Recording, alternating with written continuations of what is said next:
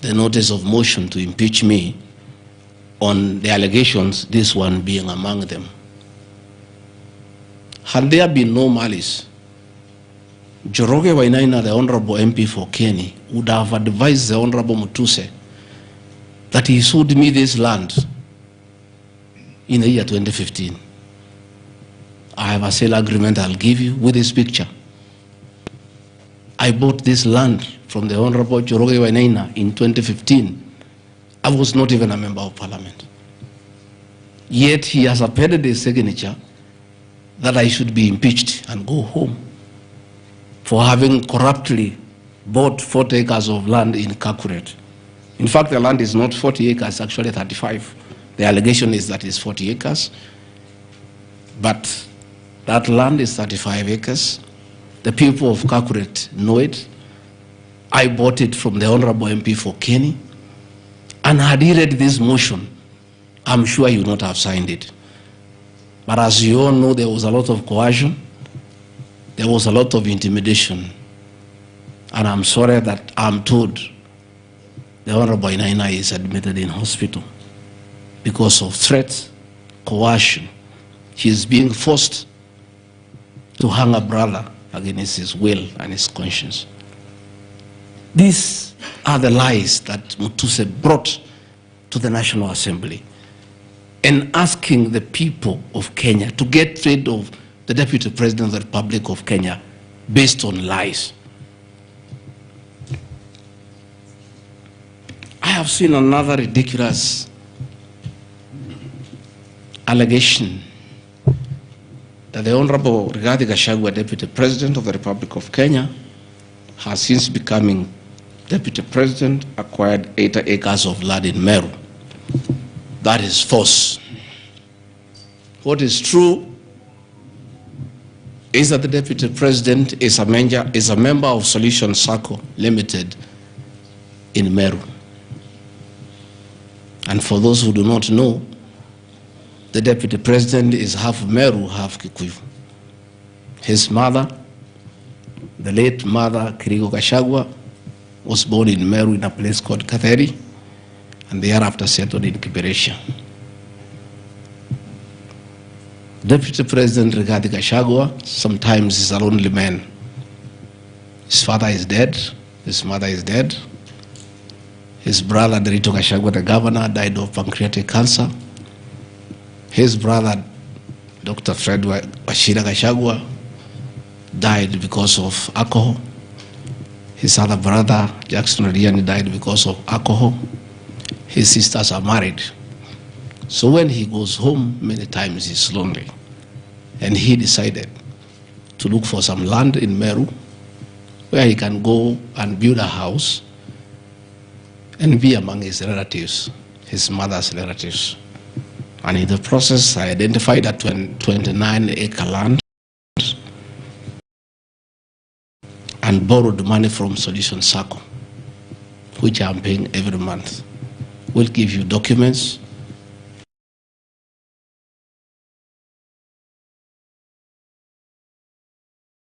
That I have bought from a loan that I have taken as a member of Solution Circle in Meru, the land of my mother, and which I call home. I have seen an allegation that I have a dairy farm in Nyandarua. I don't have a single animal in Nyandarua. I have some little land in a place called Shamata, but I'm yet to do anything about it. I think I just mentioned it to one of the member of parliament for that area called Gachagua that I would like to start a dairy farm.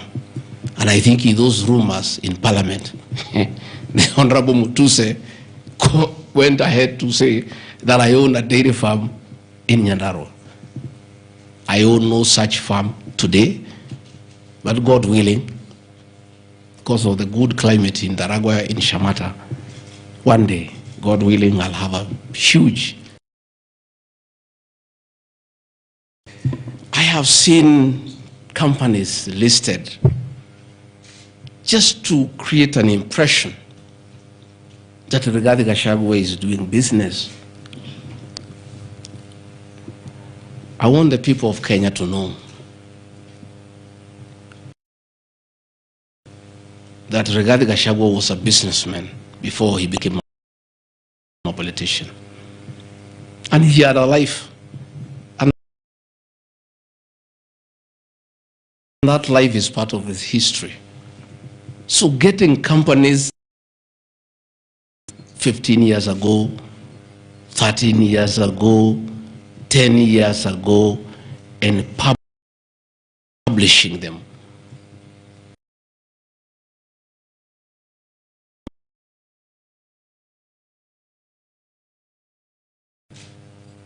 I left university in 1989.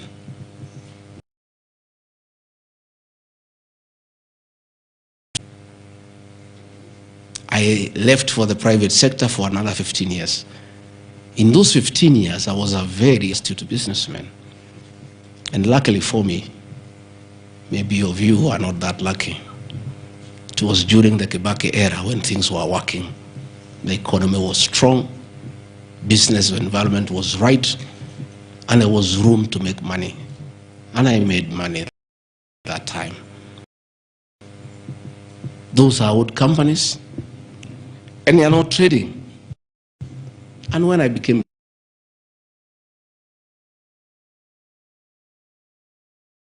my children, and I told them to continue doing business and not to do business with the government because I don't want conflict of interest. I want to confirm to the people of Kenya tonight that no company owned by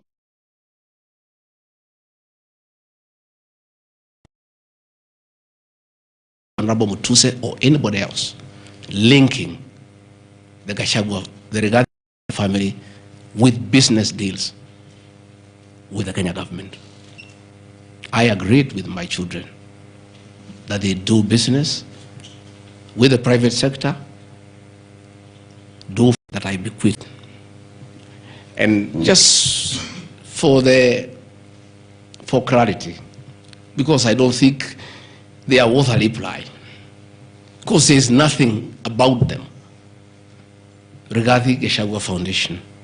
As a member of parliament, I was educating orphans, I was educating children of single mothers, I was educating children of PWDs. And the education needed to continue, and I don't have the benefit of CDF money. So I started a foundation, the Rigathi Gachagua Foundation, to continue doing the work of charity. I have seen my foundation here. The Honorable Mutuse has not said what crime the Deputy President has done by having a foundation that is non-profit making. For the purposes of clarity, I'll give you the bank statement for this foundation. I have only received a total of 12 million shillings from well-wishers, which have educated children, have educated students at Pwani University, and other vulnerable people. Dorcas Rigathi Gachagua Foundation is just an attempt to bring my family into mud. Every Kenyan knows the work Dorcas Rigathi has done in this country for the boy child. She has opened clinics for addicted children, and she gets a lot of money in her foundation. Since a decision was made that the government will not fund the office or the spouse of the Deputy President, Kenyans of goodwill flock to her every day with cash donations, with material donations, for her to continue with a very good program she's doing of rehabilitating children in Kilifi, in Mombasa, in Nyandarua, in Laikipia, in Nairobi, and her work is well documented.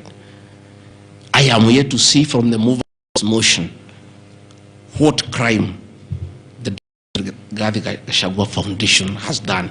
There is no allegation, there is no evidence, there is nothing. Against the Rigathi Gachagua Foundation, there is nothing. Spiritway Limited is a company registered by Dorcas Rigathi that does work with church ministries. This ministry has not traded, does not even have a bank.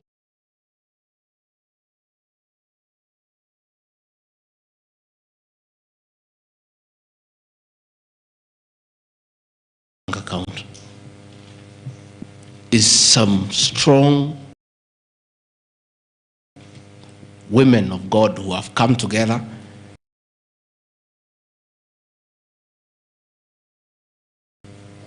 to preach the gospel. The mover of this motion has not indicated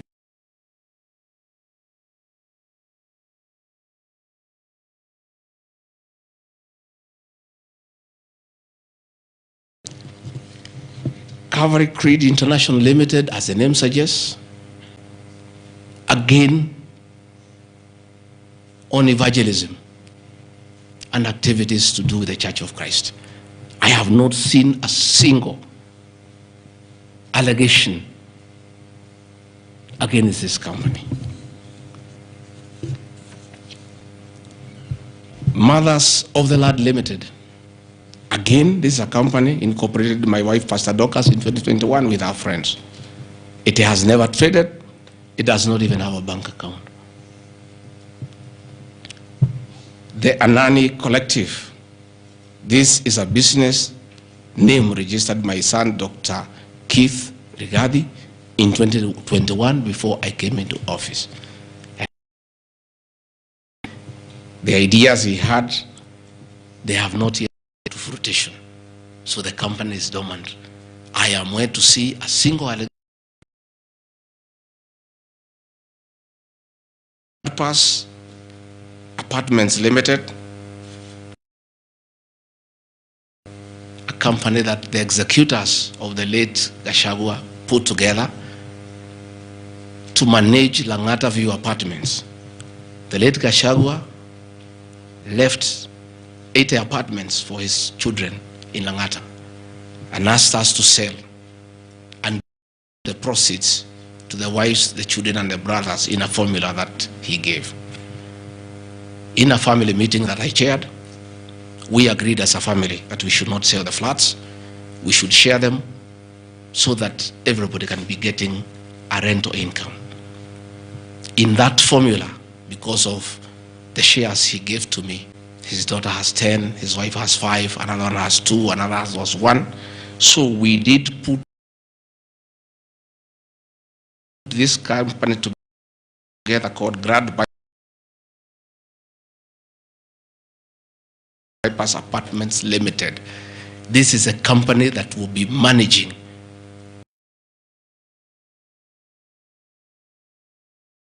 the estate of the late Gachagua. Again, this company has been put here by the Honorable Mutuse as a company set to manage flats belonging to a dead good man, future of his children. And in his own nonsensical allegations, simply because a decision has been made that Rigathi Gachagua is no longer useful to this administration. He is a spent cartridge. His work was to help fight Uhuru Kenyatta and get President William Ruto to power. And thereafter, he is of no use. So he should be dispensed with, and somebody else can be appointed against the will of the Kenyan people. That is the viciousness that we are even fighting the dead. How insensitive can we be? What is this power thing? That you even fight the dead for you to entrench yourself in power and get rid of your perceived political enemies. I appeal to the people of Kenya to have respect for the dead, if nothing else. People may have money, they may have power, they may have everything, but they must remember that it is very respectful to respect the dead. Please stop haunting my late brother. Don't put him.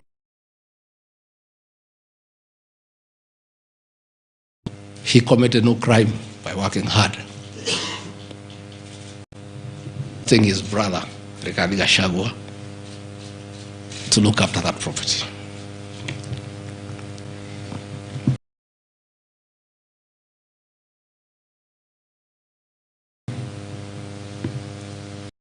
Fortis Viz Group Limited is a company incorporated in 2023 by my son Kevin.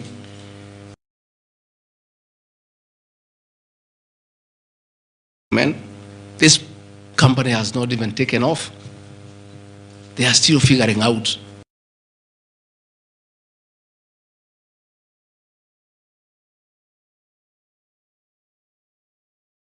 They have to come here every day to keep me company and find out what is not happening.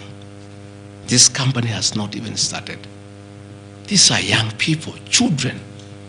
Why do you want to destroy their father? These are innocent boys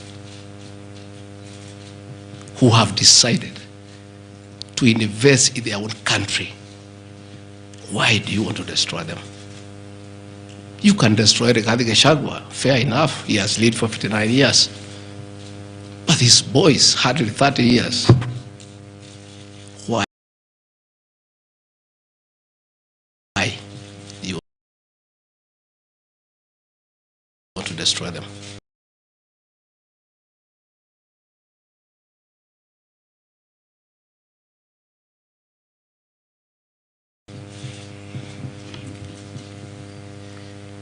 Pioneer Medical Company Group.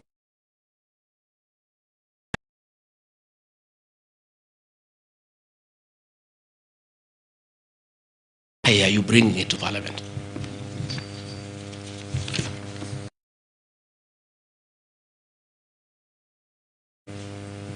At the roundabout at Bomas on your way to Rongai.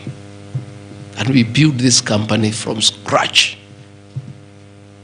And it's been in existence for years. And when we stopped trading with it, we put up apartments in Koroi, in Rongai, called Rido Plaza, that are managed by this company. We collect rent. We have, I think, 50 pay tax every month. What wrong has Rido Furniture Mart done? Rido Plaza was then. Even if you want to kill his men and make sure he's totally destroyed, why don't you pursue him for the 2 years he has been in office? Why do you want to go back 20 years before he became deputy president and criminalize his enterprise and his hard work? Biovet Kenya Limited is a company, again, I founded in 2009. Many years before I even went to Parliament. It has not done business for the last 15 years. Not a single shred of evidence that this company has done wrong. It's not there. Murani Manufacturers Limited.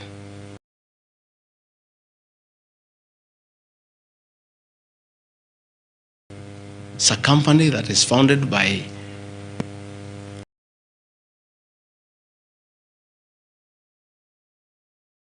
a character from our village and sold some shares to my wife and my children.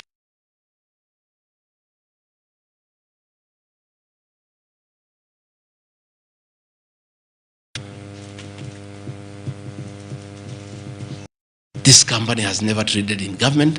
It has not done any business. It is actually dormant. I'm told the account has only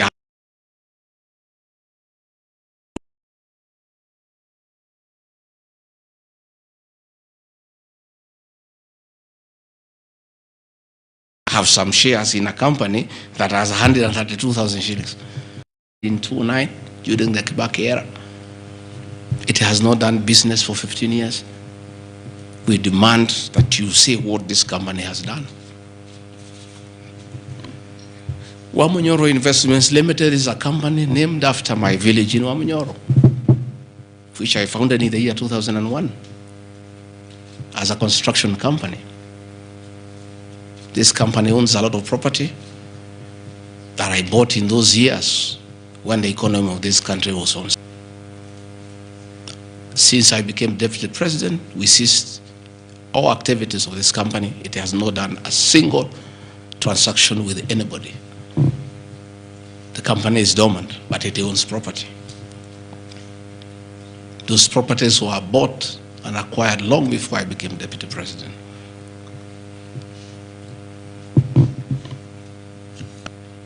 Cosmea Venture Limited is a company that was incorporated in 2018 before I became deputy president by my sons. They do what you call bulk SMS. I used to give them work when I was member of parliament to send messages to my constituents. I think they were charging me 30 cents per SMS. Some young, enterprising young people. Company 2018, it doesn't do business with government. It is not accused of any wrongdoing by anybody, anywhere.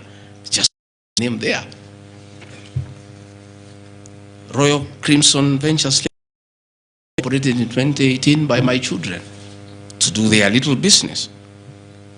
No allegation of any wrongdoing. Annexed to the motion. Cruito Properties Limited, again,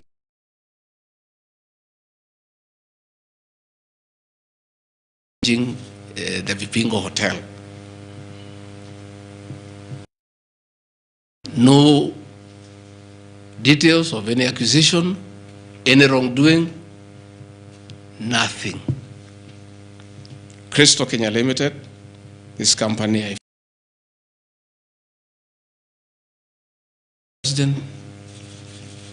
I gave out my shares to, and myself and my wife, we got out and asked them to continue doing business. My two children, like their father, are very enterprising.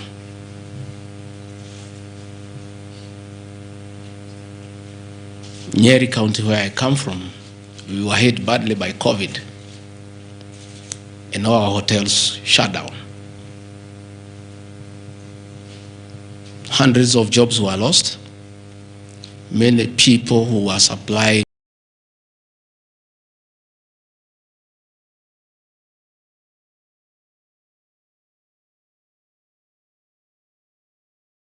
to those hotels shut down. The two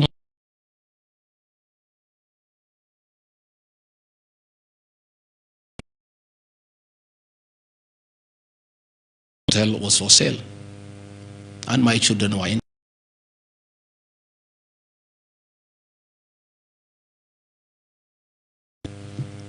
Treetops Hotel cannot be sold. It's a gas. And the person who owned Outspan Hotel had also leased the Treetops Hotel.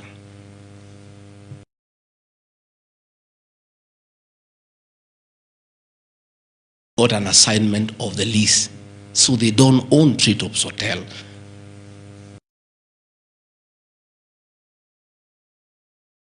AWS to Abadea Safari, then an easement to Crystal Kenya. That they are not part of this proceeding, but they have no other forum to defend themselves, so have to defend them.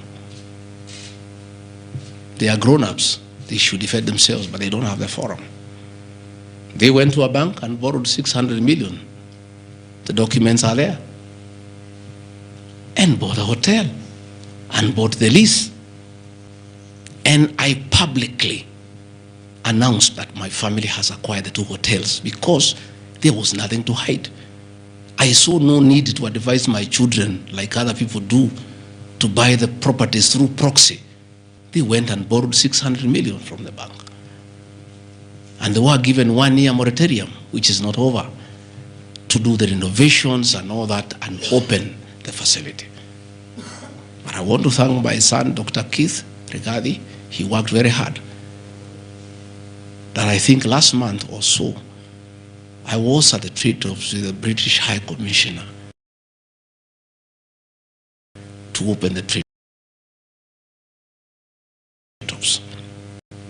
It's important to the people of Nyeri and the system. It is in the Treetops Hotel that Princess Elizabeth slept.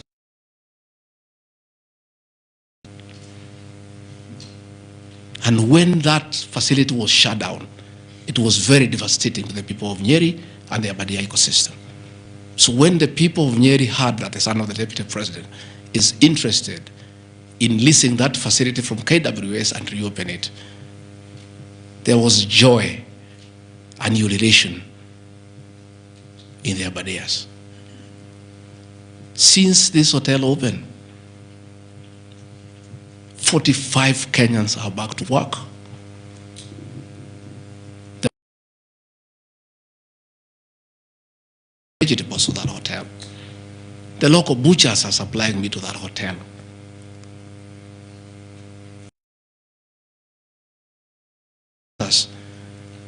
Come every weekend to entertain the tourists. The tourism circuit of the Abadia is back, are now being demonized as crooks, as criminals, who should not invest in their own motherland because president. The Deputy President of the Republic of Kenya spends a lot of time in one of his functions that he has been given by the President to coordinate development partners and look for investors. Why should the Deputy President go to look for foreign investors when his own children can invest at home? Children of many other people I know hide their money in Dubai and Cayman Islands. They don't want to invest here.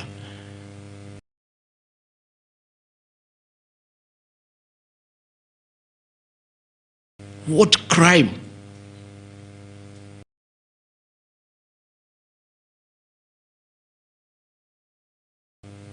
have the children of the Deputy President of the Republic of Kenya committed by borrowing money from a bank?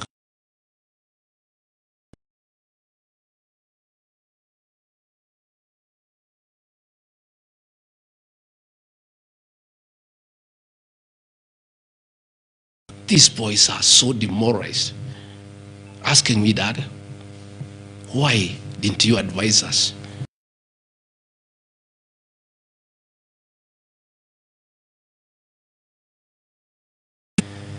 Are we criminals by virtue of being your children? That's a question my children are asking me.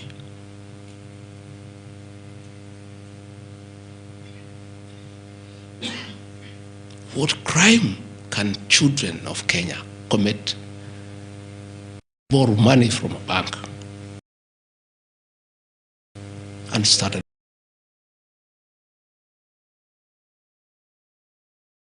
enterprise and employ people.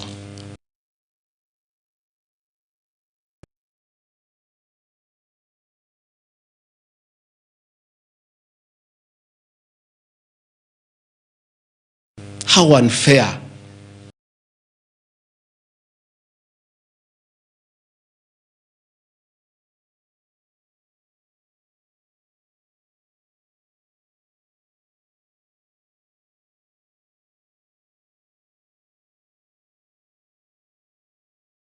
Can a country be to its young population to condemn them?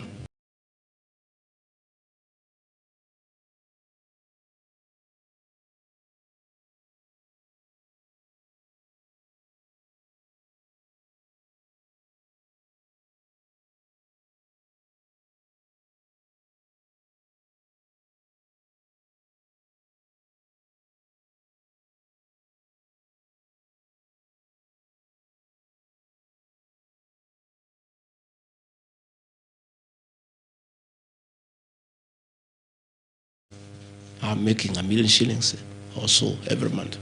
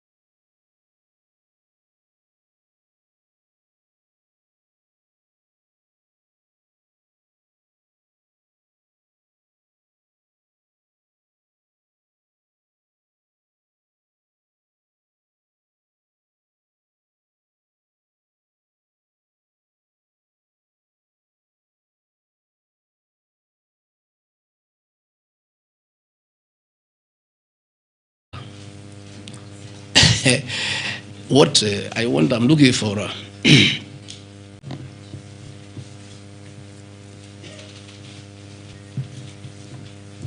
There is Andrew Murwa, he has sworn an affidavit with the false allegations. And he had better be very careful, because he has made a statement on oath.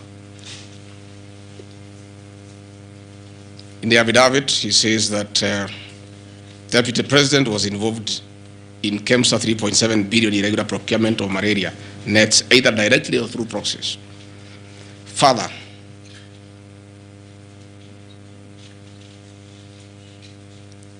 Shobika Impex Limited is an international company, the fourth largest manufacturer of mosquito nets in the world. It has done many tenders with KEMSA, with the Global Fund, countries in Africa and Asia. And there was a tender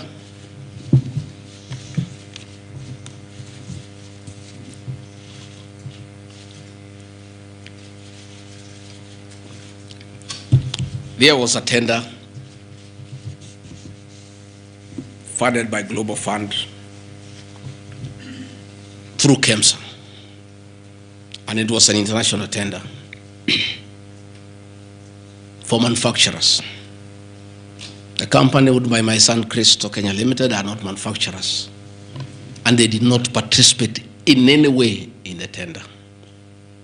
In any way. What happened is that in the year 2014, 8 years before I became Deputy President, Shobika Impex Limited appointed Christo Kenya as their local agent, whose work is to do their errands and follow their supplies at the ports of entry. Christo Kenya did not participate in this tender. It was done by Shobika. KEMSA wrote to Shobika and said, your tender was not successful because you had a problem with pagination of your security documents. Pagination. Those of you who have done tenders, you number the pages. And if they are not right, you can be disqualified. And therefore, they were told, can you come and collect your bid board, your original bid board? That's what happens. If you participate in a tender and you don't win, you are asked to collect your bid board. And they kept on coming to collect the bid board. It was not available for almost 3 months. And they asked the local agent, that is Christo Kenya Limited, can you follow up on our behalf? We participated in this tender, we did not win. We have a letter asking us to collect the bid board.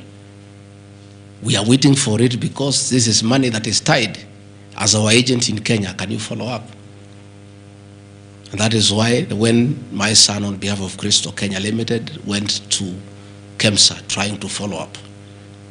And when it was not working, he brought it to my attention and I made a call to Mr. Andrew Murwa, asking, my son has been here. There's a little issue about a bid board of an unsuccessful tenderer. Why is it that this is money that is tied? And these are foreigners, these are foreign investors. We don't want to make life difficult for them. Please, why don't you release it to it unless there's a problem? No, he said, no, the matter is under investigation. That is why we cannot release it. The bid board is with the SEC. I said, fine. If the matter is under investigation, so be it. Right along, the investigations were over. EACC wrote to KEMSA and returned the bid board. KEMSA in return wrote to Shobika and returned the bid board. End of story. Shobika did not win the tender. They were not awarded the contract to supply the nets. No nets were supplied by Shobika. No public funds were lost. And we are told by Deputy President asking why a bid board to a tenderer who has failed to win cannot be returned, he endangered the lives of the people of Kenya. That is how absurd the allegation is. There is no evidence that the company with my son participated in the tender. They did not participate. There is no evidence that the deputy president interfered with the tender. The only crime is that urging so that we don't frustrate foreign investors.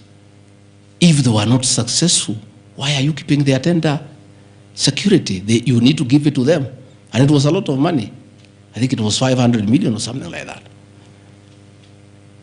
So I want to say this is a very ridiculous, and I take great exception to the headline by the Star. Please, we'll give you the documents.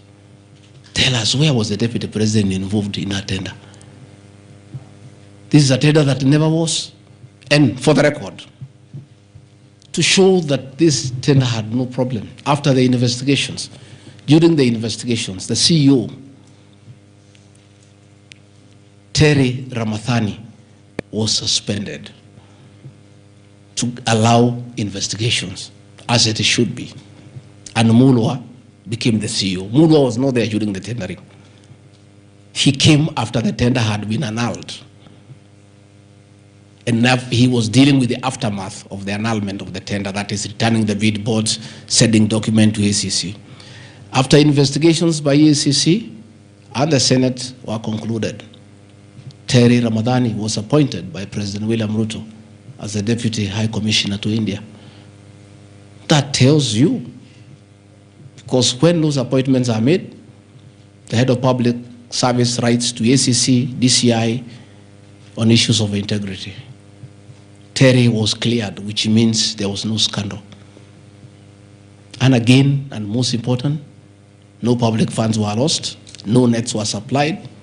Therefore, this is another fishing expedition to just justify the 5.2 billion. I think that is why they were putting the 3.7 billion to make the maths to add up. You know, when you want to talk big figures, you must look for 3.7, 600 and all that. Even all these things I've read here, if you take your phones, we are nowhere even, we have not reached 2 billion. Because Olive Garden, 400 million. Queen's Gate Apartment, 600 million. Outspan and Treetop, 600. So these are just figures that were being put to the people of Kenya so that they can see us into bad light. Unnecessary and expensive renovation at the official residence in Karen and Mombasa. How Mutusen knew it's unnecessary, I don't know. He has never been here. You guys were here before. When President William Ruto was deputy president, he was denied funds for 5 years. This place was in very high state of disrepair. It took me 7 months to move in. The roofs were leaking, the toilets were blocked, the septic tanks was broken down, the borehole was broken. There was nothing. Parliament, in its own wisdom, allocated funds for the renovation of this residence.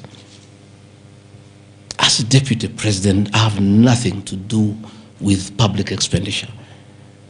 In fact, at that time, the accounting officer, between 2022 and 2023 financial year, was the State House Controller. Procurement was done, tender was awarded, and the renovations were done. And you can see the place looks good. There was need to dignify the office of the Deputy President because he has a function of coordinating development partners. Ambassadors and high commissioners and all sorts of international visitors are always here. So to dignify the office of the Deputy President, the residents needed to be in the right standard, and that is not my decision, and I have nothing to do with it. As for the contractor who was awarded the job, I don't know him, and I don't need to know him. I have no business. Where he transferred his money, I would not know. I have no access to his account. Whether he is related to me, the answer is no. I don't know him. And for the record, I don't wish to know him because it's not necessary.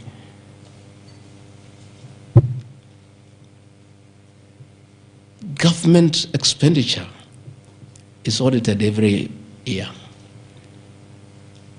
by the Auditor General. Since this office was under the executive office of the Deputy President for that financial year, the Auditor General did her inspection and gave us a clean bill of health. The renovations that were done were not highlighted with having any audit query. If the Honorable Mutuse had taken his time to look at the Auditor General's report, he would not have brought this baseless accusation. And even if there was an accusation, it should be directed to the accounting officer, who is the State House Controller, not me. I don't deal with procurement. I don't deal with financial management.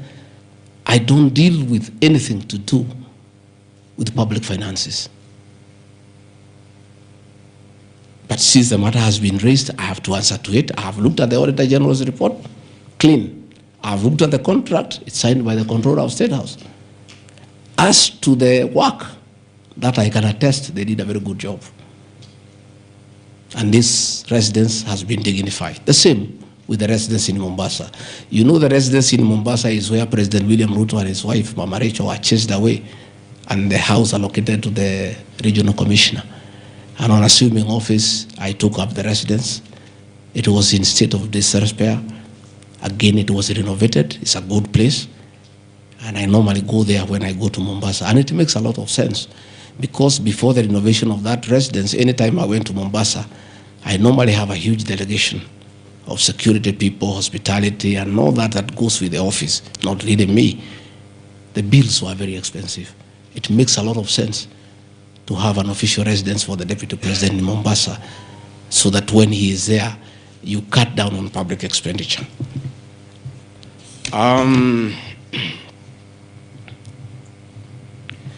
Dubiously acquiring a substantial portion of sum of 100 million paid to Lusona Events Limited. Again, that's another ridiculous accusation from the notes. This is people who give services here for events. We have many meetings. You have come here for IBEC. There are tents put up here to the required standard. We have meetings here for development partners. This is a very busy residence. Most of you have been here. Again, I don't get involved in procurement. That is the work of the accounting officer and his team in public finance management.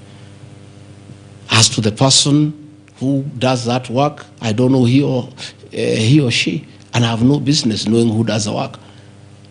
Those are things that are not in my purview. Again, the ridiculous accusations that money came to me, one would have to demonstrate how it came to me. Was it brought to me through my account, through cash? Who was there? What is the evidence? Again, it is just trying to throw mud at me. And I want to say that that accusation is baseless, and we believe we want to see the mover of the motion coming up with tangible evidence. Again, these accusations lack particularities and specifics. They are just generalized accusations. Again, we'll be challenging that again in court, because there is a ruling that grounds of impeachment must be well grounded and must be particularized and specific. This is just an allegation. Where is the nexus between the supplier of events to this residence and the Deputy President, Rigathi Gachagua? There is no nexus. I don't know the person. I don't know the company. I'm not involved in the procurement. I don't even know how it is procured. All I do is I want events, and they are arranged, and I take part in those events. those accusations of funds utilizing the deputy president in the office of the deputy president coming for my personal benefit are ridiculous, unfounded, and totally malicious, and there is no evidence whatsoever. And I want you people of the press to also ask these people to give you the evidence. Don't just write headlines. Ask, where is the evidence? Where are the particulars? You know, you don't just allege, oh, this particular supplier, this money went to the deputy president. Yes, fine, that is good. How? How did it go to the deputy president? You must explain.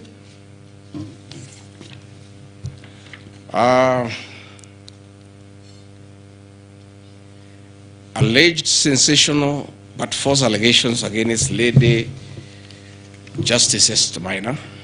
It is alleged that the special notice of motion at ground 4 had a gross violation of the Constitution, that I publicly attacked the Lady Justice Esther Maina and falsely threatened to bring action against her. I did not threaten to bring any action against Justice Maina. I did bring action against her. I was just informing the public because I'm a public officer and I have freedom of speech. I have filed petition before the Judicial Service Commission against Justice Esther Maina in issues I felt I did not get proper justice. So I did not threaten her. I did what the law says. If you are not happy with the conduct of a judge, you file a petition before the Judicial Service Commission, which I have done. Again, I don't want to delve before the matters because it is against sub judice. But that I have done, so I cannot be threatened. I cannot be said to threaten her. And again, I have a right as a leader, as a Kenyan, to say what I'm doing. And I did say publicly that I will bring a petition against her, and I have done it. And the evidence is there. You see it. We have filed a petition, and we are waiting for it to be concluded.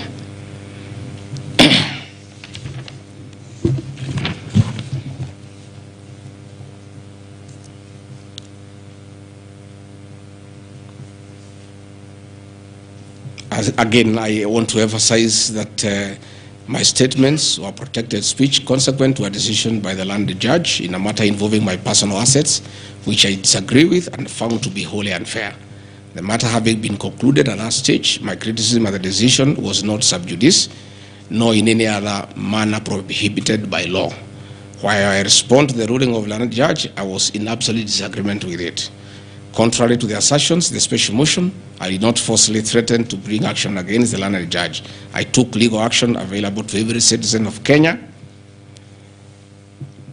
under Article 168(2) of the Constitution, which allows any person to petition the Judicial Service Commission for the removal of any judge, and filed a legal complaint before the Judicial Service Commission in March 2024. The complaint being live before the JSC, discussion of the conduct of the land judge in the said matter here would be sub judice. Diverting materials meant for construction of Kilifi Malindi Highway to tarmac a private load to Vipingo Beach Resort. Again, I said Vipingo Beach Resort belongs to the estate of the late Governor Gachagua. The facts are as follows. King Charles III visited Kenya between 30th October 2023 and 3rd November 2024. During his state visit, one of the designated places where King Charles III was to visit was Kuritu Marine Conservancy, which shares a road with the Vipingo Beach Resort. And it's a public load, by the way, it's not a private load. I have annexed a copy of the program of the state visit to Kenya by King Charles III, marked RG, which at page 13 on items 63 and 64 shows his departure and arrival at Kuritu Marine Conservancy. As I was walking around, I slept there, I think 2-3 weeks before the arrival of the king. And as you all know, I walk every morning. And as I walked on that road, I found there was a lot of activity and tarmac was going on. I was very happy and I asked what was happening. And I was told that the king himself, the third, will be coming. So, like all other residents of that area, we are very indebted to King Charles III. That this was done very speedily. Rigathi Gachagua never called anybody to do this road. In fact, I'm informed that this road is donor funded, the one to Kilifi, and there is a component of corporate social responsibility. And I have learned, after I have inquired, that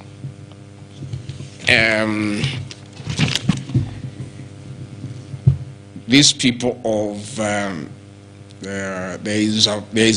that road is called Takaungu Shariani Vipingo. It's off the main road, and I am made to understand that Kuritu Marine Conservancy, Vipingo Secondary School, Shariani Primary School, among other stakeholders, including a public market, applied to Kenya to be considered for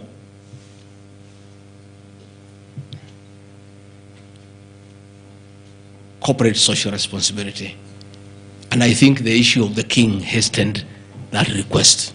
And that's why I said we are grateful to the king. Again, I invite evidence to show that I influenced that road. In any case, I would like to know the member of parliament for that area, how he will vote in this motion. He should be a very happy man. If Deputy President Rigathi Gachagua occasioned a tarmac road to be done in his constituency, he should vote for me. But I didn't. And when I went there, that Shariani market, people are very happy with that road, because I walk there in the morning when I sleep there. People are very happy with that road. The secondary school there, the boys and girls are very happy. The primary schools are there. And again, contrary to the assertion by the Honorable Mutuse, it's not a private road, it's a public road.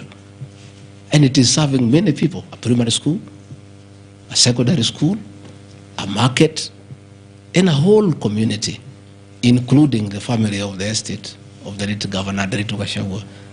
We are just beneficiaries of good deeds by our government that were hastened by the arrival of His Majesty the King III.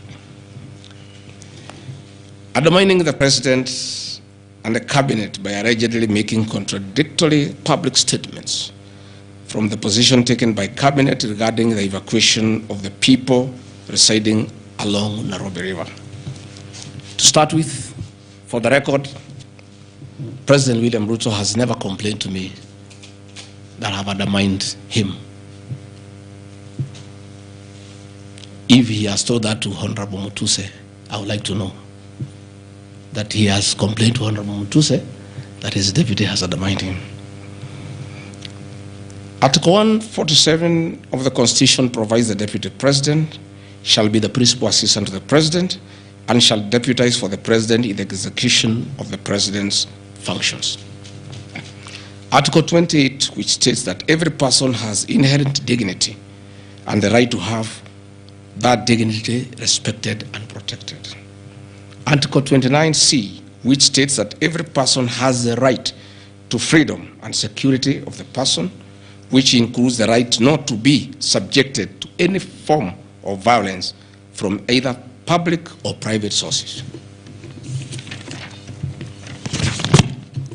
Section 152G1 of the Land Act, which states that notwithstanding any provisions to the contrary in this act or in any other written law, all eviction shall be carried out in strict accordance with the following procedures. A, be preceded by proper identification of those taking part in the eviction or demolitions.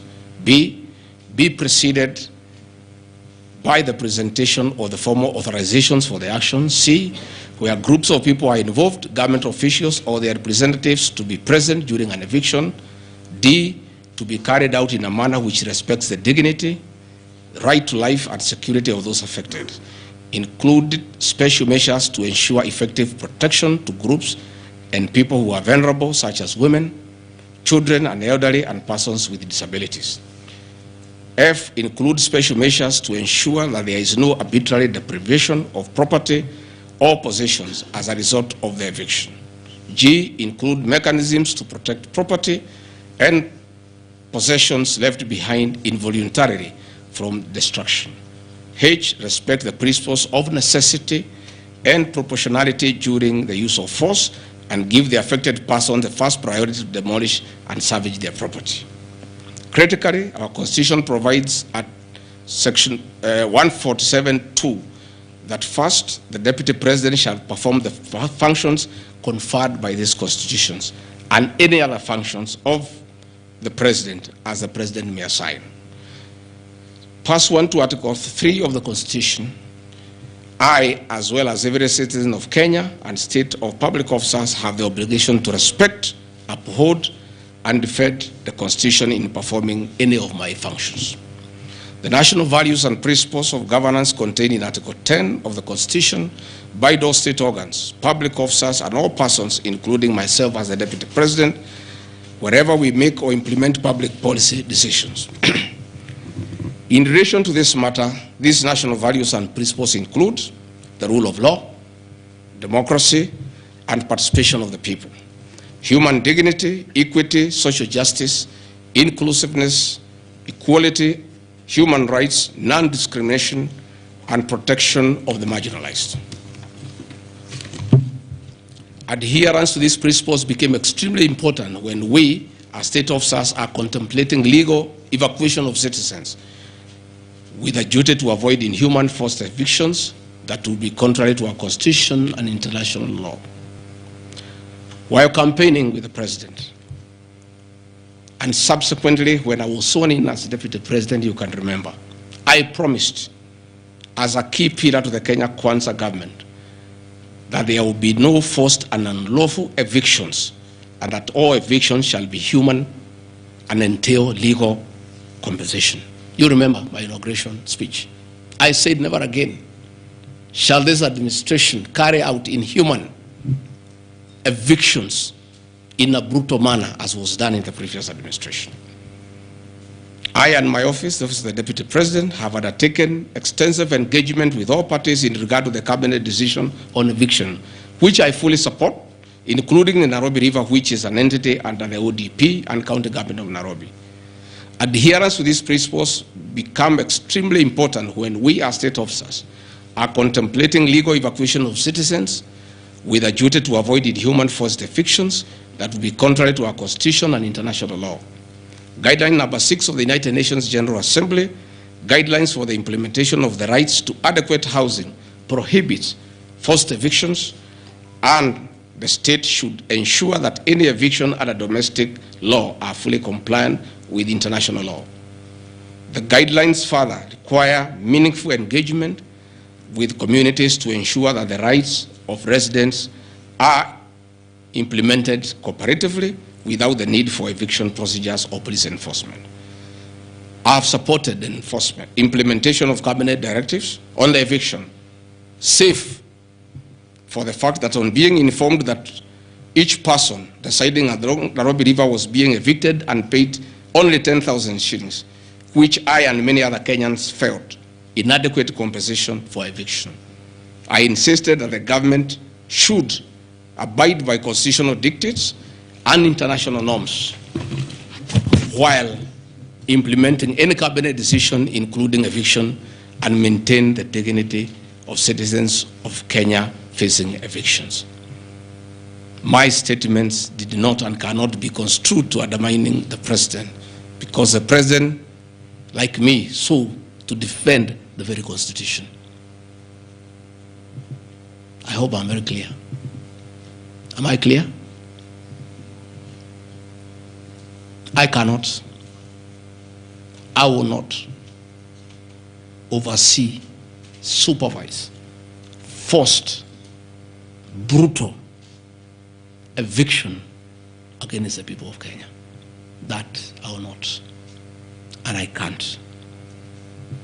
President William Ruto and I on the campaign trail gave a solemn undertaking to the people of Kenya that under our administration, that will never happen.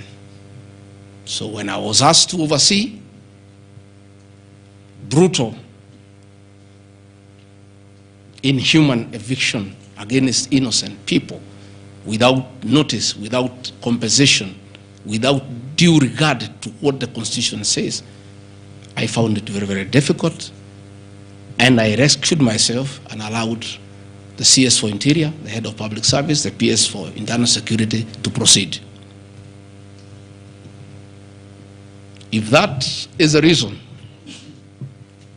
why Rigathi Gachagua should be impeached as Deputy President of the Republic of Kenya and sent home for refusing to undermine the Constitution, for saying no to brutal and inhuman eviction of poor Kenyans, let it be. Undermining devolution by allegedly holding a meeting in Nairobi. Good people. I'm sure you are as embarrassed as I am. That a deputy president holding a public meeting to talk to the people of Kenya is undermining devolution. To start with, Deputy President Rigathi Gachagua, in the duties spelled out by the President under Executive Order number 1 of 2023, he has the duties to coordinate intergovernmental relations. I work with the governors. This is the home of devolution. I hold meetings with the governors every day. I chair IBEC.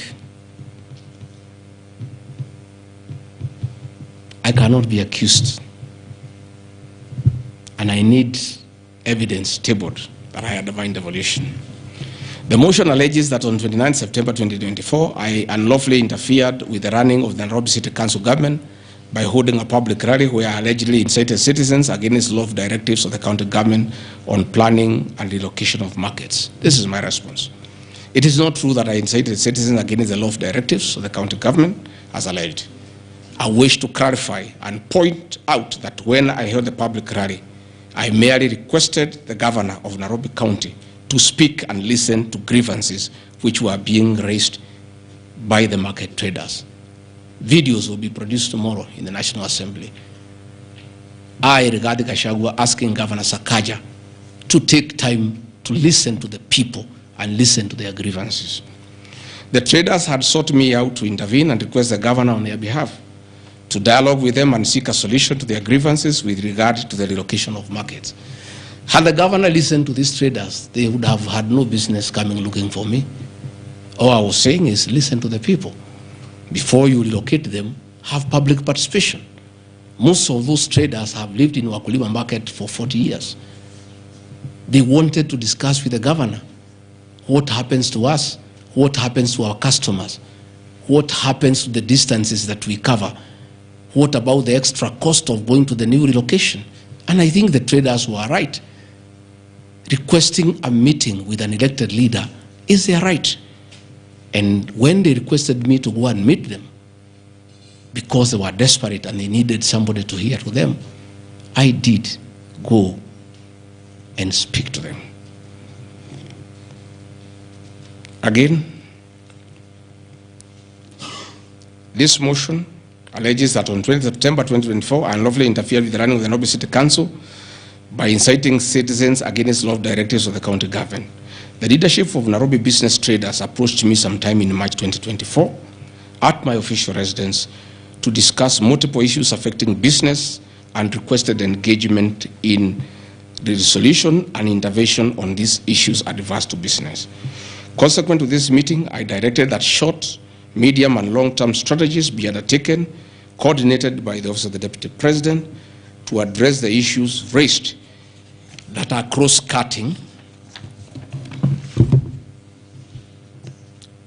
with the agencies including KRA, Kenya Post Authority, Counterfeit Authority, Kenya Bureau of Standards, the National Police Service, Kenya Corporate Board, given that devolution is under the Office of the Deputy President. I was just doing my work. On 11th April 2024, the Small Traders and Government Agencies Technical Committee, coordinated by my office, held a meeting to discuss issues raised by the small traders, including Udhurwa Market, attended by ODP staff in a supportive role in keeping with the draft framework of cooperation and engagement between government, Nairobi City County, and the Nairobi business traders. Subsequent to that meeting, a meeting on 24th April 2024 between Nairobi City Council and the Nairobi small traders and numerous others, the ODP on 22nd July 2024 invited His Excellency Johnson Sakaja, amongst other state officers, to a meeting at ODP.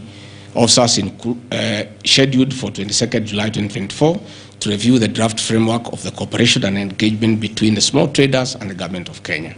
On 3rd September 2024, the ODP wrote to Governor Johnson Sakaja and all other stakeholders, submitting a final combined draft of the framework for review and feedback. After all the engagement between all the parties and the draft framework, Governor Sakaja decided to arbitrarily proceed with the relocation of Muthurwa Market. That gave rise to the cry by the people.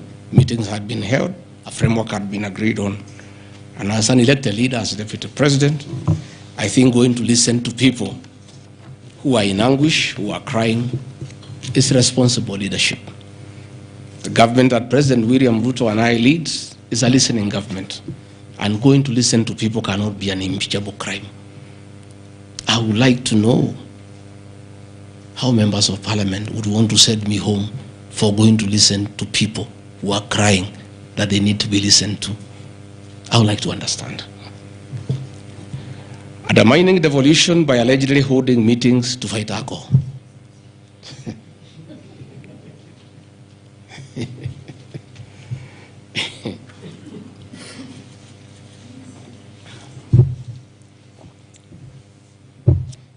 I think tomorrow will be the greatest circus. Or do I call it the theater of the absurd? That Deputy President Rigathi Gachagua, undertaking duties assigned to him by the President to fight illicit brews and drugs across the country, should be impeached because by doing so, he is interfering with the devolution. I held meetings in Nyeri, attended by Governor Kahiga, Governor Waiguru, Governor Irogo Kangata, Governor Wamatangi, Governor Kiari Badilisha. I held a meeting in Chuka, attended by governors of Embu, of Tharaka Nithi, of Meru.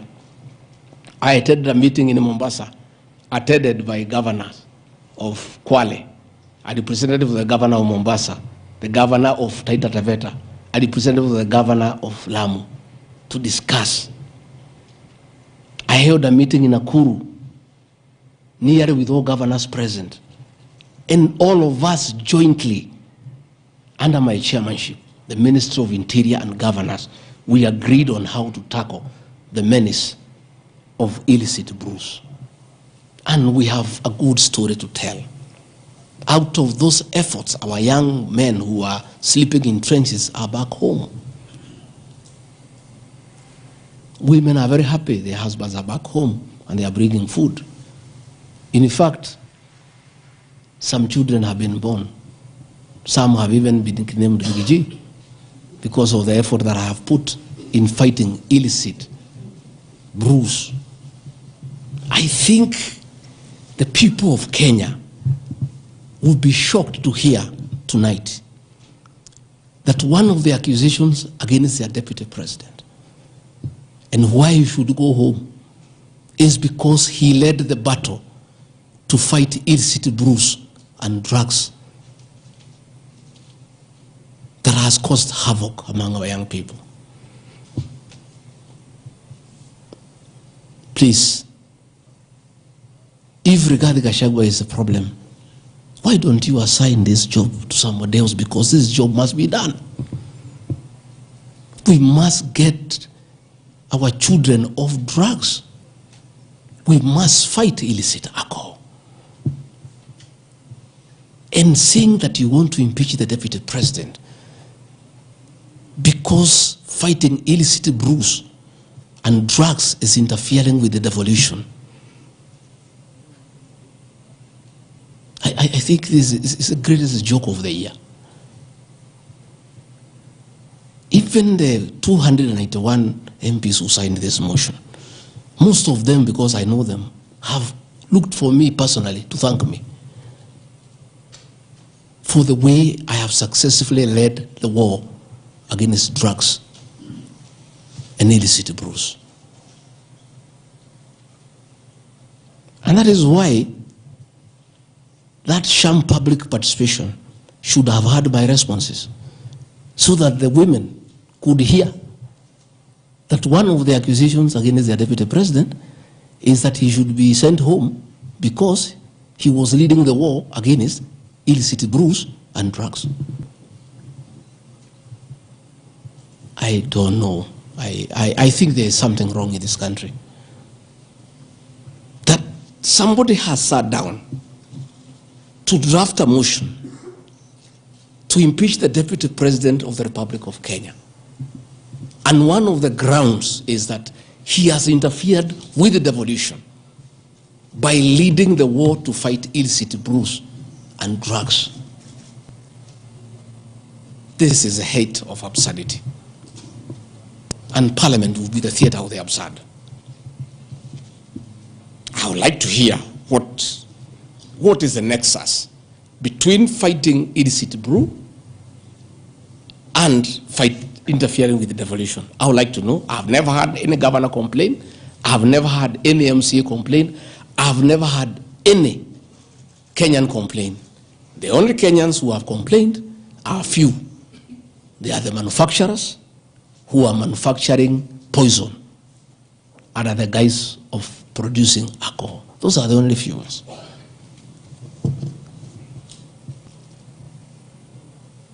I beg the National Assembly and the Senate,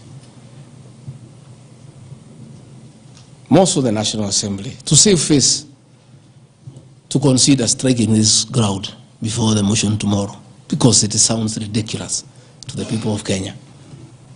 Again, if Deputy President Rigathi Gachagua has to be sent home for fighting drugs and illicit alcohol, so be it. Sensational statements against the National Intelligence Service and its Director General and other officers. My response. In addition to this allegation, I wish to state that the National Intelligence Service holds a very critical role in ensuring the safety and security of our country. They are responsible for gathering intelligence and share it with all our law enforcement agencies to ensure that the country is safe at all times. Consequently, when the country was caught flat-footed with regard to the scope and extent of the public's dissatisfaction with the Finance Bill 2024, which degenerated in the Gen Z protests, it pointed to the failure of the National Intelligence Service in carrying out its mandate. I am persuaded that the National Intelligence Service ought to have known beforehand that the public was completely opposed to the Finance Bill, and they ought to have briefed the President before the protests began, as this would have caused a change of tact by government regarding the proposed bill, and protest which culminated in the loss of innocent lives and destruction of property could have been avoided. Hence, I express my opinion, as this is in my public media briefing in Mombasa, and my utterances were not any different from what happens to other countries when there is lapse or failure by the intelligence agencies. Many of you will recall that after September 11th terrorist attack in the US, the US intelligence agencies were massively criticized, and inquiry was even opened to investigate why the intelligence agency was not able to detect and thwart the terror attack. Under the Constitution of Kenya, the government agencies are supposed to be accountable to the Kenyan people, including the National Intelligence Service, and calling them out when there is a dereliction of duty does not amount to undermining them. In any case, the Director General of NIS is not above the law. He is a public officer. Just like the President, the Deputy President, Cabinet Ministers, he too is subject to criticism like any other public officer. In fact, I'll have videos. President William Ruto, as Deputy President, at one time criticized the then Director General of the National Intelligence Service. In another video, he heavily criticized the then Inspector General of Police for the performance. I have learned from my boss how this job is done. It's clear. It's done. I mean, nobody, the President is criticized daily. The Deputy President is criticized daily. And we take no offense. The Director General of the National Intelligence Service is not above the law. He is a public officer. He is accountable to the people of Kenya. And when one feels he has underperformed, he'll be called out. Because that is the nature of the Kenyan state. And this I learned from my boss when he was deputy president. Again, there was an issue that the president and I committed ourselves publicly that never again in our administration shall ever we allow abductions and extrajudicial killings. Despite the police keeping on misleading the president to say that there are no abductions, you all know, you have evidence on video that they have happened. And that is what I commented, and I said it is wrong. And because I'm a truthful person, I'll say what is wrong when it happens. Despite the fact that I am compelled by the principle of collective responsibility to be part and parcel of every decision made by government, that I'll continue to do so, but only those decisions that are constitutional and within the rule of law. Abductions and judicial killings are unconstitutional. I will never support them.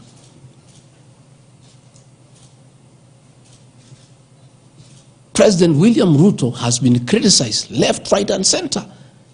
I have not seen him take anybody to court for criticizing him. Why is Rigathi Gachagua being impeached for calling out the Director General of the National Intelligence Service? The Deputy President is criticized daily. The judiciary is criticized daily. The media is criticized daily, including the Star, whom I've criticized today. But that is as far as it goes. And again, despite being just the Deputy President, I enjoy a constitutional right in the Bill of Rights, freedom of speech. And if the Director General of the National Intelligence Service was aggrieved, there are mechanisms of how he can take me to court and sue me for defamation. And I'll be able to argue why I said what I said. So that is not a ground for impeachment. I mean, that is curtailing liberties, the freedom of expression, the freedom to hold public officers accountable for their actions.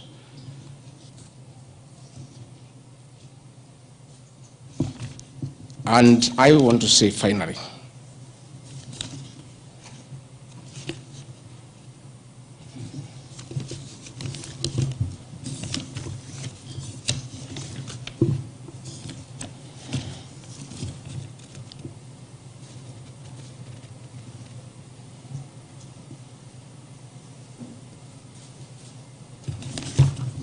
I think I've literally addressed all the grounds because I felt it's important for the people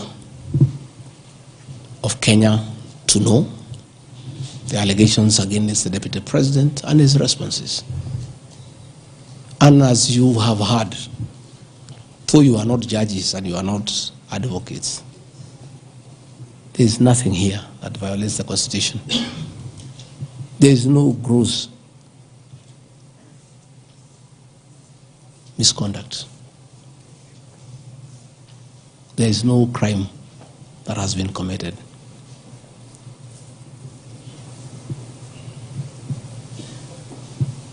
I'm innocent on all these charges, and I want to clarify my apology yesterday to the President did not in any way imply that I'm guilty of these charges.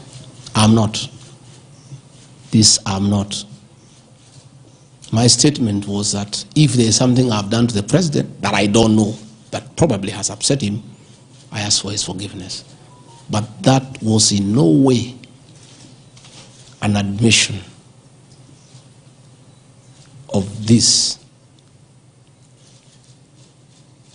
ridiculous allegations meant to overturn the will of the people. Finally, in conclusion, I want to say that overturning the will of the people is not a joke. It calls for very serious violation of the Constitution.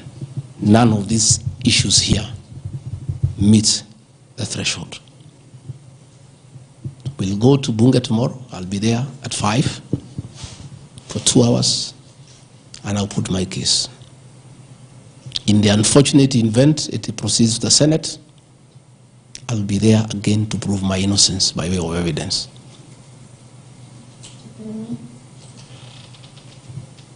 When I called this press conference, there was a lot of speculation that Rigathi Gachagua wants to resign.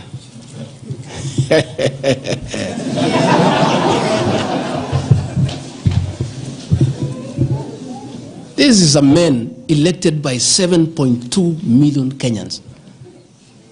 How dare you suggest to him that he can do so without public participation?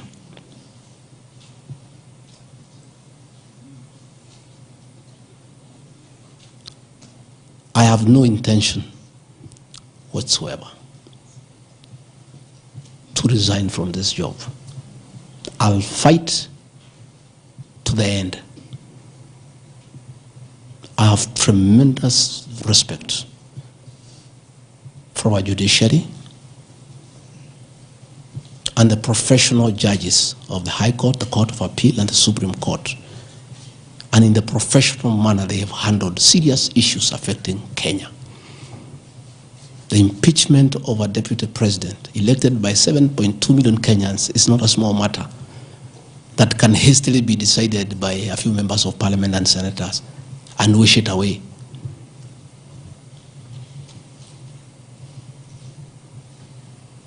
I'll submit myself to independent institutions to get justice. And I'm sure, I have no doubt in my mind that I'll get justice. And this impeachment will be thrown out. And I'll carry out my duties as deputy president. That is why anybody saying feel as to me to resign is a joker. And I found a few people using my friends to come and sweet talk to me. Please, my friends, I don't want to become enemies with you. When you are given such silly messages, don't bring them to me. I have no intention. I cannot resign. I did not give myself this job. I was given by the people of Kenya. I've done nothing wrong against the people of Kenya whatsoever. I've worked hard. I've been very loyal to my boss, President William Ruto. I have worked hard every day.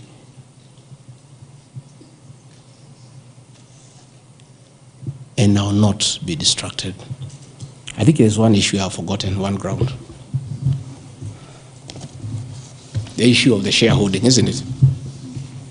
Even you guys can remind me if there's one issue that I have not dealt with.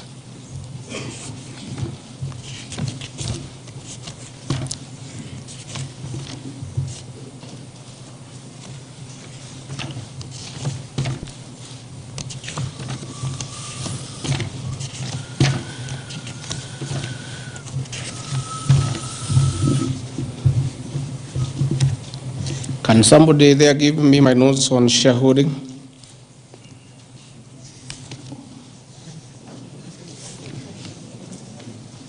Yeah, I have them here. That's okay. Yeah, this is an important one. Yeah, there are several. I had not, there are a few silly ones. There's one that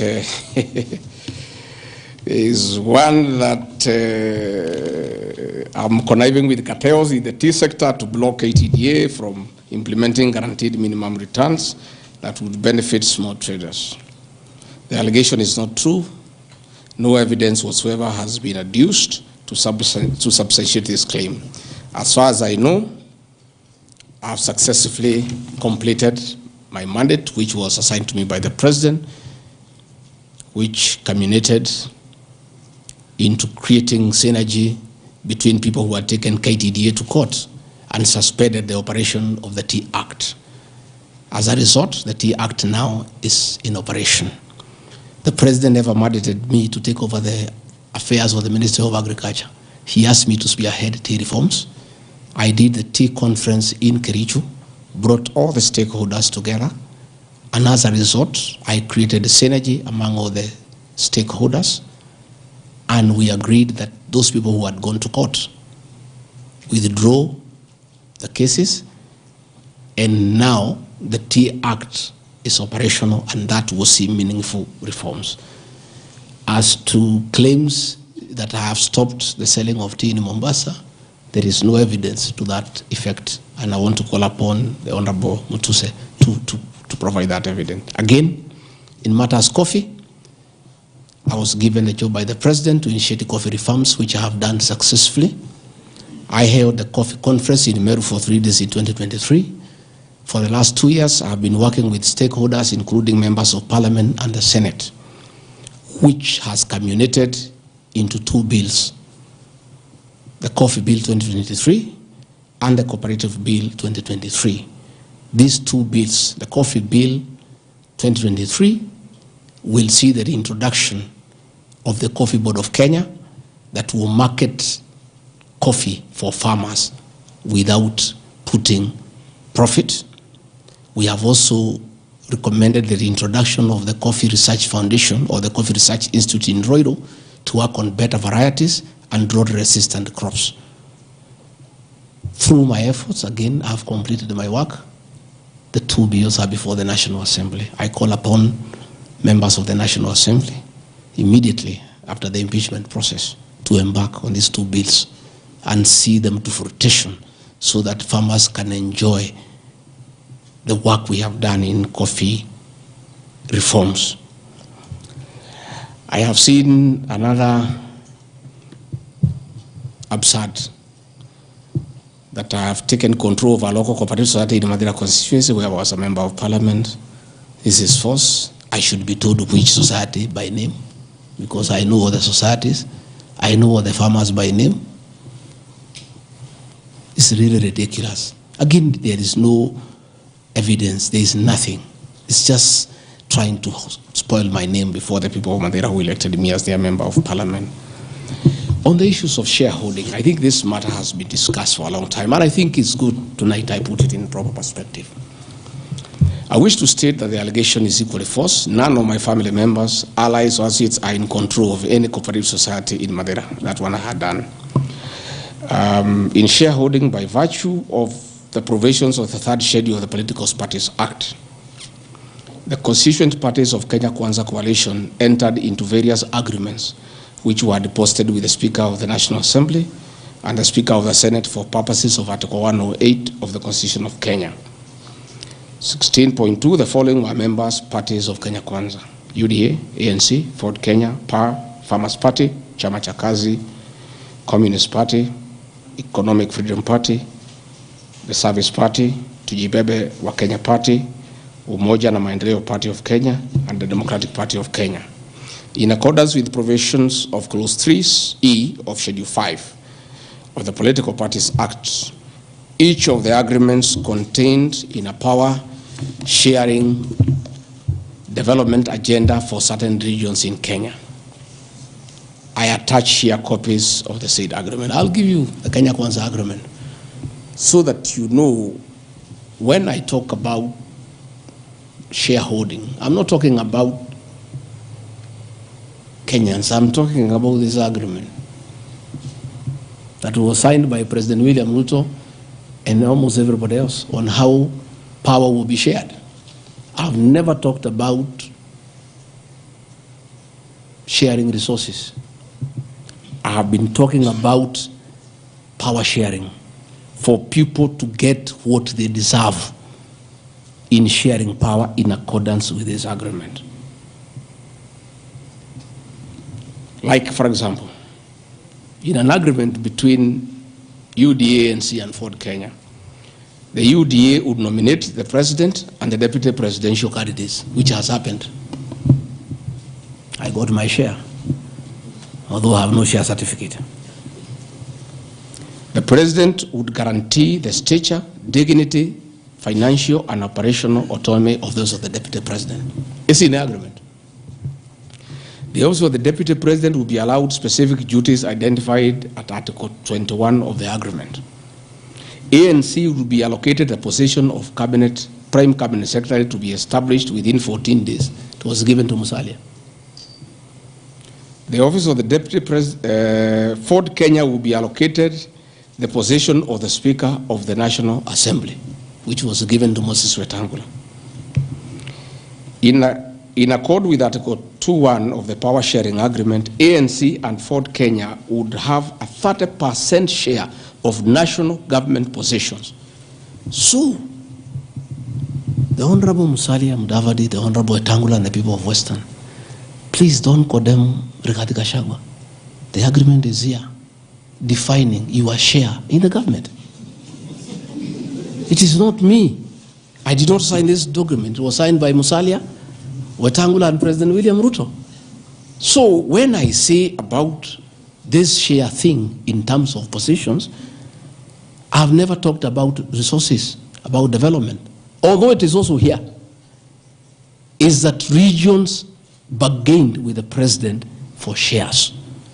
Musalia Mudavadi and Moses Wetangula bargained for 30% of shares within the Kenya Kwanza government. Although they were also supposed to give us 70% of the vote, which they did not.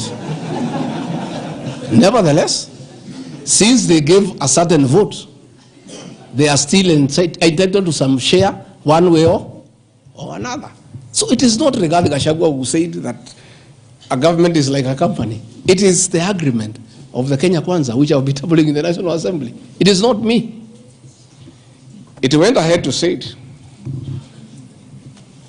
He said, ANC and Ford Kenya would have 30% share of national government positions. That is cabinet secretaries, principal secretaries, high commissioners, ambassadors, diplomatic and consular representatives, chairpersons of state corporations, directors of state corporations, chairpersons and commissions of constitutional commissions, provided the 30% share is to be shared equally between the ANC and Ford Kenya. Sasa mimi nikiambia watu wafuate share yao, makosa yangu ni gani? Iko hapa. I did not sign. They went ahead. Musalia Mudavadi and Wetangula. And they must follow these things. Because I will not follow for them because I was not party to the Western agreement. The agreements were with regions. So when people say I'm dividing regions, I'm simply following the Kenya Kwanza agreement of the way it was debated. They went ahead and said, Article 22 of sharing agreement set out a list of priority projects which Kenya Kwanza would endeavor to fulfill in the ANC and Ford Kenya strongholds of Western Kenya between 2022 to 2027 on a priority basis. Musalia Mudavadi and Wetangula signed a package for Western Kenya. I've never had anybody call them tribalists, but they signed an agreement demanding for Western Kenya. They demanded, and it was agreed it will be done. Completion of all incomplete or stored bitumen roads. Construction of an extra 1,000 kilometers of bitumen in Western Kenya. Revival and modernization of sugar factories in Western Kenya. Establishment of new industries identified in Article 22 of the agreement.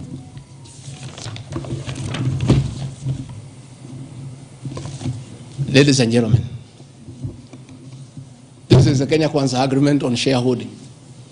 What crime has Rigathi Gachagua committed to be impeached by saying what President William Ruto appended his signature to, with Musalia Mudavadi and Wetangula who will preside over my impeachment?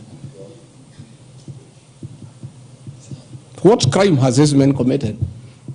The crime of this man is just being truthful, because people do not want these things to be known. That is a problem. People have a problem that I'm a truthful man. The people of Western Kenya has now known today what their leaders signed with President William Ruto. It is upon them to demand their share as per this agreement. I did not sign this agreement. I will read the people who signed. But because I was present and I'm a truthful man, I fight for the people of Western Kenya. Power sharing agreement between Kenya Kwanza and PAR of Amason Kingi. I want to give 2 examples. Yeah? In accord with Article 8 of the agreement, PAR would be allocated the position of the Speaker of the Senate. He negotiated for himself. Let's be truthful. You brought this motion. We'll discuss. The people of Kenya must know the truth so that if Rigathi Gachagua is being crucified for being truthful, let the people of Kenya know why he is being crucified. How can Moses Wetangula say I should be impeached because of saying people to get their shares when he is a signatory to a share agreement with the president on what will go to Western Kenya? And then they accuse me of tribalism. They did not say anything should go to Central or Mount Kenya. They talked about Western. When I say something for Mountain, I'm a tribalist. Kingi said, position of Speaker, you are power. Article 9A of the Power Sharing Agreement, PAR would nominate the candidate for appointment of 1 principal secretary when Kenya Kwanza came to power. Wamepewa. For Article 9B, the Power Sharing Agreement, Kenya Kwanza and PAR would agree on what share of national government positions, cabinet secretaries, principal secretaries, high commissioners, ambassadors, diplomatic and consular representatives, chairpersons, state corporations, etc., etc. Power sharing agreement, that is a word, so that nobody should ever again in this country ever accuse me of talking of shares. It is not me. It is my boss, President William Ruto, who appended his signature with other leaders that Kenya is like a company of shares. It is not me. And he signed the agreements. Sharing Kenya is here, it's being shared. True or false? True or false? They have shared the Speaker, they have shared the Senate, they have shared Deputy President, they have shared the President. That's what I've been saying. And then I'm being told that I'm dividing the country along ethnic lines. I did not append this signature. I'm just being truthful. That is my crime. People want these things to be hidden so that they pretend to be nationalistic and say Rigathi Gachagua is tribal. But the people who append these signatures are the ones who should explain why they were signing things for their regions only. Yet they say they are national leaders. Power sharing agreement between the Kenya Kwanza coalition on one part and the Communist Party, nini. So, Service Party, at least I saw Chama cha Kazi. They say the party leader should get something. Moses Kuria was given something. The Service Party of Mwangi Kujuri got nothing. You know? So, unajua sasa, ile shida iko Kenya hii ni ukora. And people not being truthful. The agreements are here. Like in a Communist Party, they have been making noise. They signed an agreement, they have not seen anybody. Yeah? So,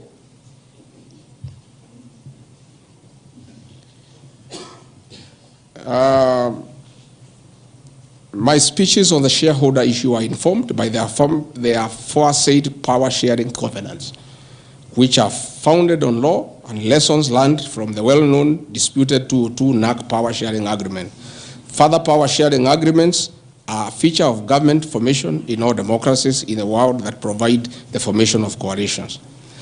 My pronouncements on the issue, properly understood, are not only anchored in law, but entirely harmless and incapable of being construed as a basis for ethnic animosity, a danger to national cohesion, or a threat to national unity. On the contrary, coalition building has been one of the most important innovations since the disputed 2007 elections in ensuring stability, equitable sharing of political power, national cohesion, and fostering of national unity.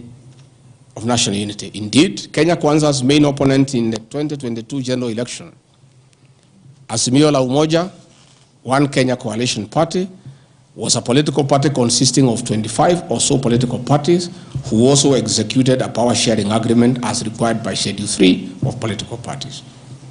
However, notwithstanding of the said power-sharing agreements, upon election as the Deputy President of Kenya, I went out of my way, as required by the Constitution of Kenya, to serve all Kenyans regardless of their political preferences during the election or ethnic origin.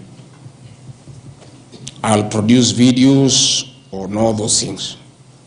Again, my decision to embrace the broad-based government following the decision of the cabinet after the Gen Z protest is that I support coalition building. And even when the Honorable Right Odinga came, he got some shares. True or false? I mean, surely, why is Rigathi Gachagua being vilified by just being truthful? You know, it's good to be truthful. I have heard that my saying we observe this agreement is a threat to national unity. I have never been caught by the National Cohesion and Integration Committee to tell me that I have said something that can create ethnic disharmony. On the issues of one man, one vote, one shilling, I am told again that it can create tribal hatred. How? The one man, one vote, one shilling is not a formula for Mount Kenya region. Far from it. The one man, one vote, one shilling talks about equity. The gist of that formula is that all Kenyans should be treated equally. If we are giving bursary to the children of Kenya, let us agree how many children we have. If there are 30 million and we have 100 million, we divide equally and distribute to every constituency to those children. If a hospital takes care of 1,000 patients,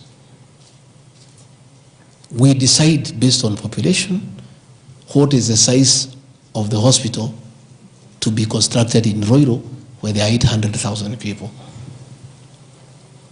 If one borehole serves 500 people, do you construct one borehole in an area where there are 10,000 people? You need to construct more boreholes. That's all. And these populations are everywhere in Western Kenya, in Kisii, in Rift Valley. The high numbers are not just in the Mount Kenya region. This is a formula, in my view, that is good for everybody. Again, it is not a law because I pronounce myself. It's just an opinion. And in our democracy, I think it's only fair to allow people to have freedom of speech and to be entitled to an opinion. There are those who talk one man, one vote, 1 kilometer, and it is their right. And we should also listen to them and consider. And all those opinions can be harnessed and people can agree which is the best formula to take care of the people of Kenya. That is all I said. I wanted to read to the people, of course, the projects that were negotiated, but I don't seem to have that page. I produce it tomorrow in Parliament. So that when they hear I am fighting, I am also fighting for them. Mine, for the Mount Kenya and President William, we never wrote anything. Because I'm a very trusting man. So it's my people. As we did word of mouth. So once in a while, we may argue kidogo kidogo because there's nothing written. So sometimes it's when people say I'm blackmailing the president. But I'm simply asking, my boss, we agreed the following, can we please do it? We agreed this on that, can we do it? We agreed that the people of Mount Kenya who had been given jobs by Uhuru will not be removed without being replaced. We don't seem to be honoring that. Can we honor it? We agreed where we needed to replace somebody who has not performed, we exchange 1 for 1. Can we do it? We agreed that we need to give Mau Mau roads priority. Can we please do it? Because that is what we agreed. It's simply people being honest with each other and living true to a gentleman's agreement. That is what it is all about. So I wanted to explain to the people of Kenya, I am not against any region of Kenya. I am just a crusader for honesty and for fulfilling written and unwritten agreements. That is all I am. I say if we agree on something, please let's do it. If we agreed we shall do ABCD before we are elected, let's do it. If we agreed we shall not brutally evict innocent people, please let's not do it. If we agreed that we shall create a good business environment for people to do business, please let's not do it. If we agreed there shall be no abductions and extrajudicial killings, please let's be true to the people of Kenya. That is all. So I want to thank every one of you. And because I've been in Parliament, I don't think it's necessary to have questions. I've been very, very clear on no issues, why I called this a press briefing. I've said I'll be in Parliament tomorrow. I have asked my team to try to give you all the materials so that you can also go and digest. But I think I've prosecuted my case before my employers, the people of Kenya. And I trust because the members of Parliament are also listening. They'll be fair, they'll be just, and they'll be true to their conscience and do the right thing, and not hang an innocent man without evidence. I wouldn't mind being crucified if there was evidence, but there's nothing. Nothing. Zero. I've explained myself to the fullest. And I think you and the people of Kenya have heard me. Let me thank all of you for giving me this time, and I appreciate the media for your role to inform the people of Kenya, to educate them, to entertain them, and keep them abreast with what is going on. I want to thank you for your coverage of the short public participation on this impeachment motion, because you exposed it for what it was, and your video clips are very useful for us as we argue in courts of law. You guys are wonderful. You are good people. No wonder you are called the fourth estate. I don't know where we would go in this country without you. We would have so much impunity. We would go back to dictatorship without the media. I want to encourage you to continue to be the watchdog on behalf of the people of Kenya, to protect the Constitution with zeal, to uphold the rule of law, and to call out impunity and corruption. And I want to say, after this impeachment, I want the members of Parliament now to focus on the corruption scandals around our country. The Adani scandal, the issues in public health sector, the glaring theft of public resources. That is what Parliament should consider and take time. And that is what the people of Kenya want. And I really want to thank the media for being a very responsible watchdog on behalf of the people of Kenya. Please continue writing. Where Rigathi Gachagua has gone wrong, please write. But always accord me the right of reply. Don't condemn me unheard. And I want to thank you tonight, because you have really written accusations against me. But I am also to blame because I never called you, isn't it? Now that I have called you, I want you to request you. Every accusation, put my answer. Is that not fair? Let the people of Kenya judge. You want to ask questions? Yes. But not outside this. Okay. Your Excellency, thank you. We appreciate you hosting us here. You have said a lot in the last more than nearly 2 hours, so I'll be very brief in relation to what you said. My colleague Sam Gituk hosted you here on the 20th of September, and you said a motion of such magnitude cannot head to Parliament without the sanctioning of the party at the parliamentary group level and without the go-ahead or the green lighting by the President. Has President William Ruto in effect sanctioned that motion now that it's in Parliament?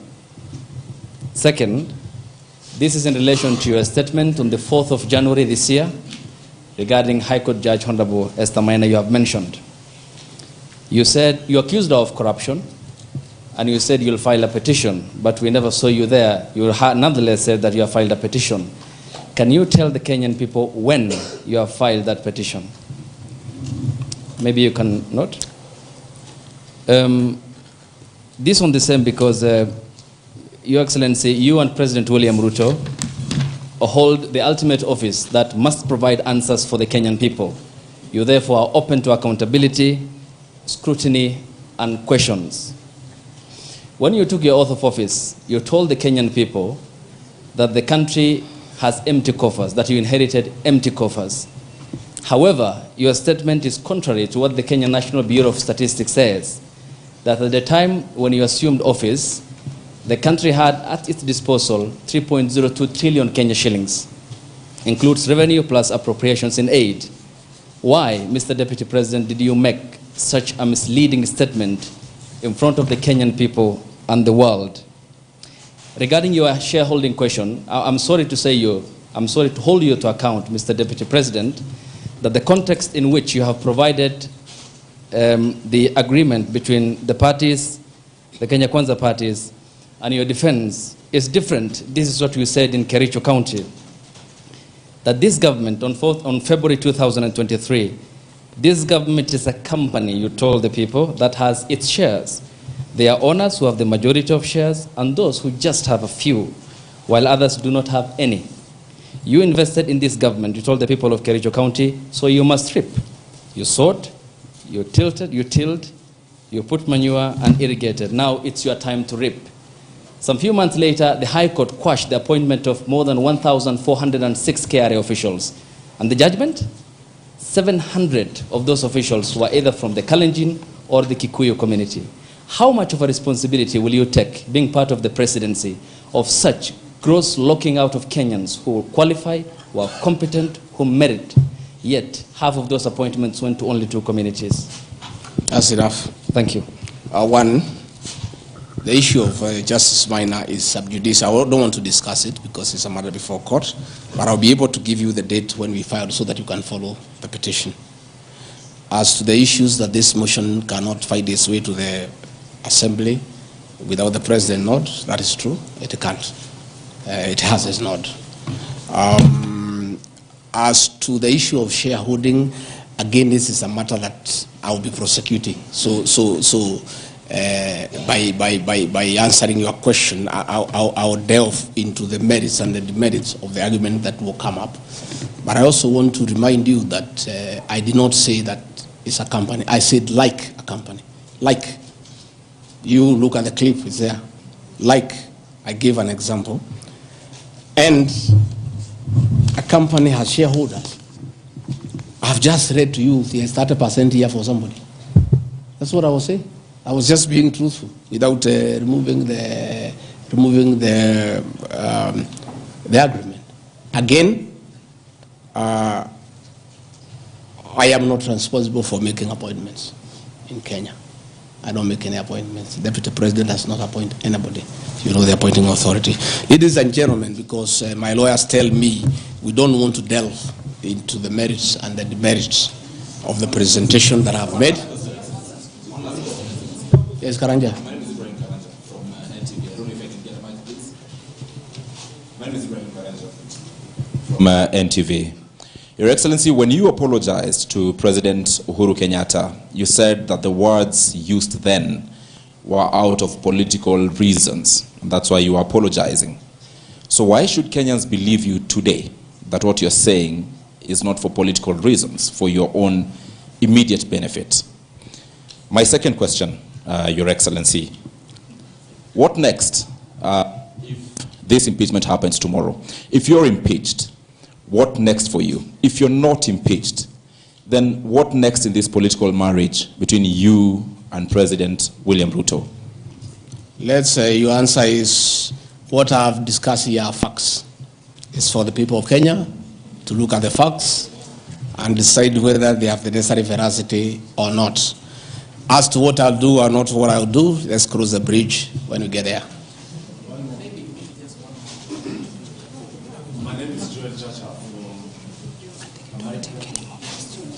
I think, good people, we have had a long night.